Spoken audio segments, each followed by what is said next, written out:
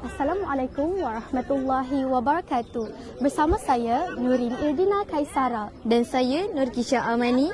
Kami dari Bayat TV. Pada hari ini, sekolah kami telah mengadakan Karnival STEM peringkat sekolah. Jom ikut kami.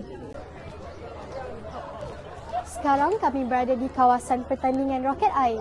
Mari kita saksikan.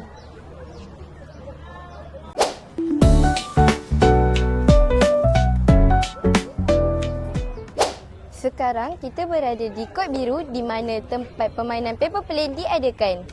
Jom!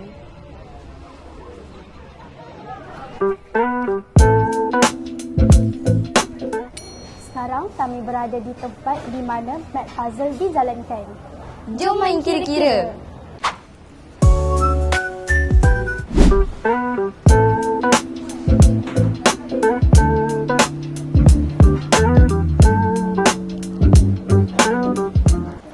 Sekarang kita berada di pertandingan Straw Tower Challenge.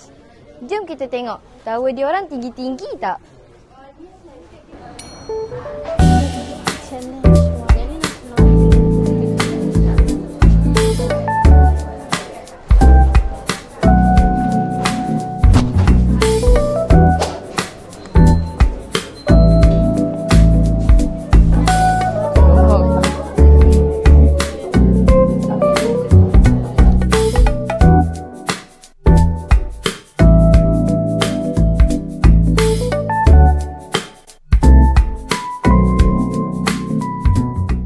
Assalamualaikum warahmatullahi wabarakatuh. Saya Iqbal Aziz, Ketua Kumpulan daripada Kumpulan 12 Pertandingan 8 Drop. Jadi, seperti mana yang anda dapat lihat, kumpulan saya telurnya tidak pecah. Saya telah melepaskan telur ini daripada 3 level yang berbeza. Level pertama dari paras meja, level kedua dari paras saya berdiri di atas bangku, dan level ketiga saya melepaskannya dari tingkat 1. Dan alhamdulillah, telur kumpulan saya masih bertahan.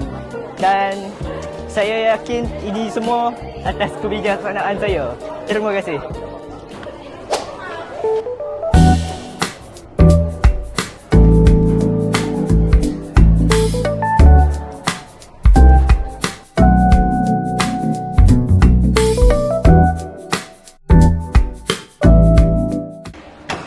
Sampai di sini sahaja Karnival STEM kita pada hari ini. Jumpa di lain hari. Bye-bye!